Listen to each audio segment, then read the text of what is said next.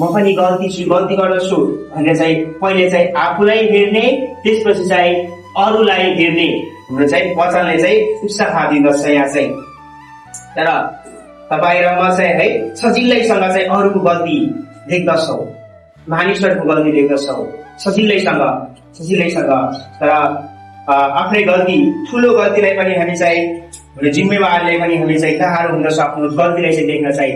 हामी आफैले चाहिँ गल्ती देख्दा गाह्रो हुन्छ। आफैलाई कसले पनि है म गल्ती छु भन्न सक्दैन। आजभोलि त है मै हुँ भन्ने मान्छेहरू धेरै हुँदछन् है, मै हुँ भन्ने मान्छे, तर कोही पनि चाहिँ म होइन भन्ने मान्छे चाहिँ थोरै हुँदछन्। त्यसै कारणले चाहिँ हामी यहाँ हेर्दछौँ भनेदेखिलाई यो वचनदेखि हामी चाहिँ उत्साह पाउँछौँ कि हामी चाहिँ अरूको दोषलाई हेर्नुभन्दा अगाडि हामी आफै गल्तीलाई हेर्ने, आफ्नो दोषलाई हेर्ने, म पहिले कस्तो थिएँ, मैले कस्तो छु भनेर चाहिँ हेर्नुपर्ने कुरा हुँदछ।